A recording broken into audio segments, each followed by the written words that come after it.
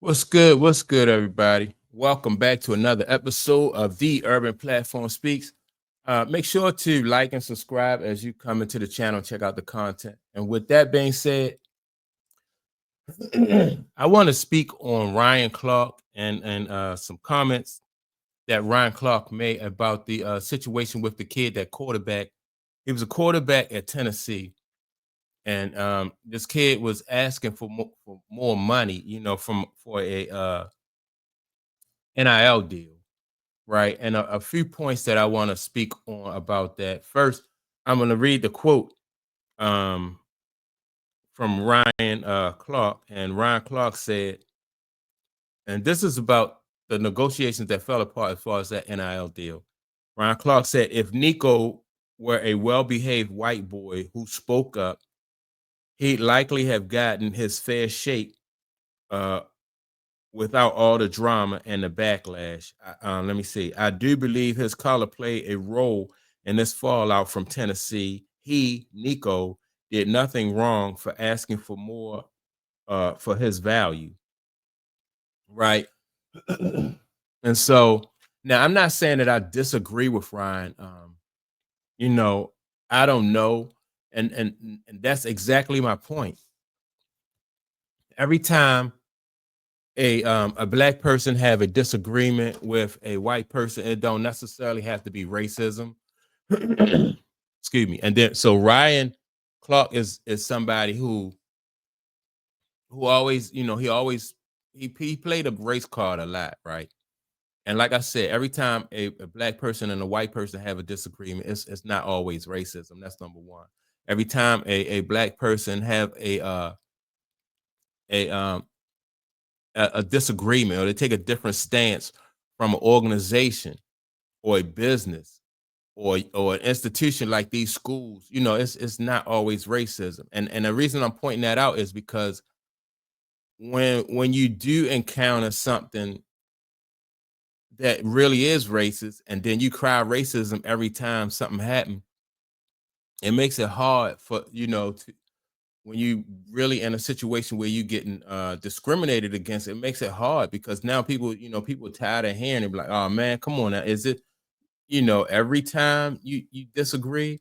Now, I don't, like I said, I don't know if Tennessee, based on racism.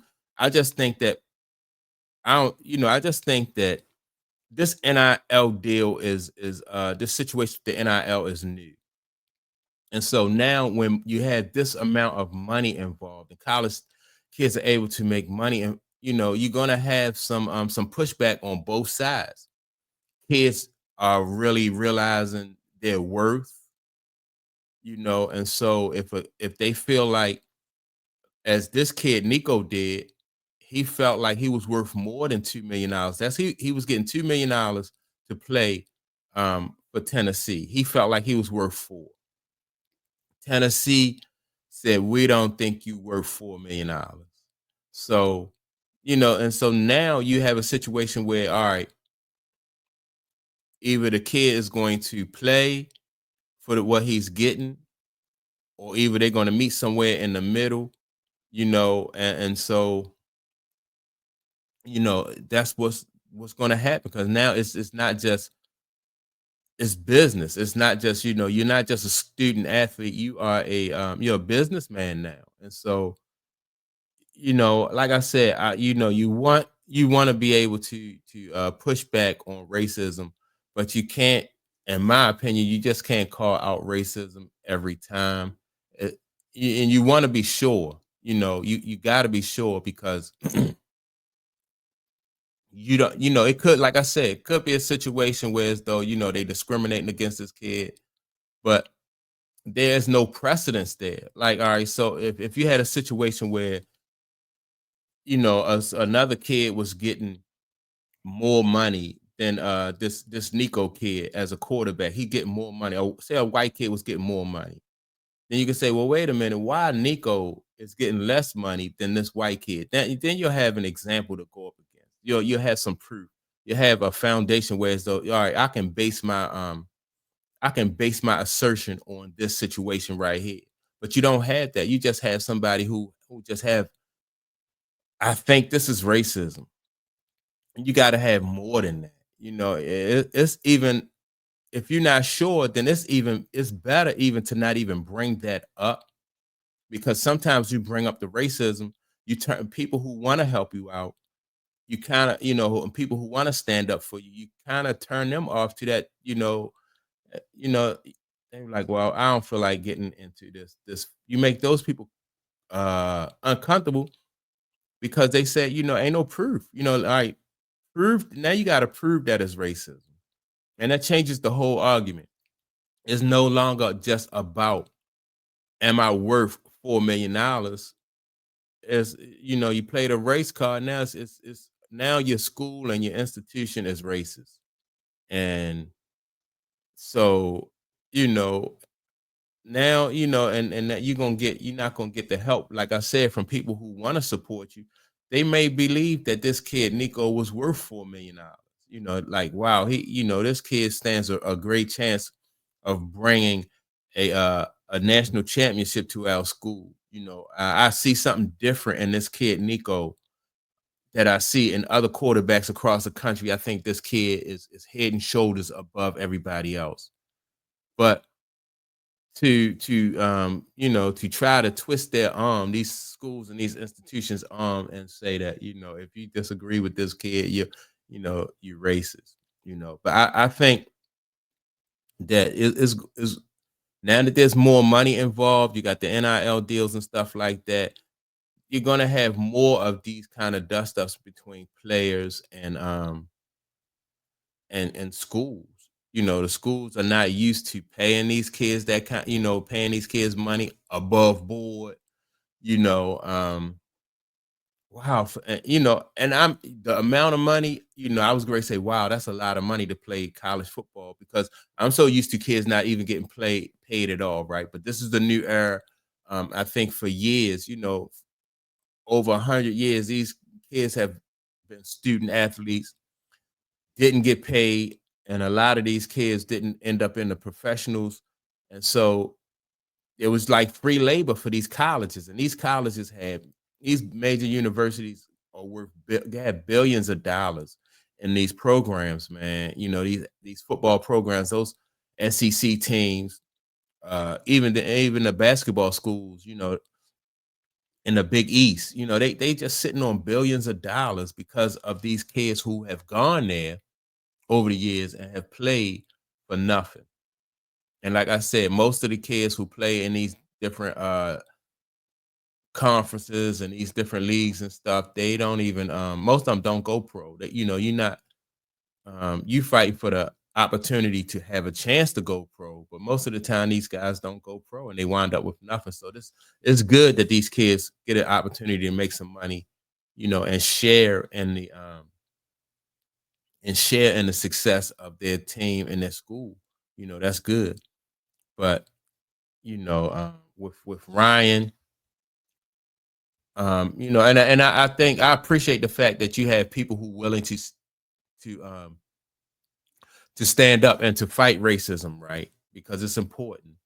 But I just think that every time a black kid have or any minority have a issue with a college, we can't go there without proof. That's my only thing.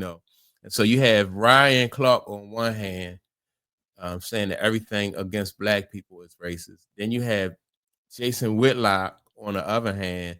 This guy says that no white person is racist. And like I said, both of these guys have a tendency to base it on not facts, but their opinions. Ryan, it's all racism, against the black people.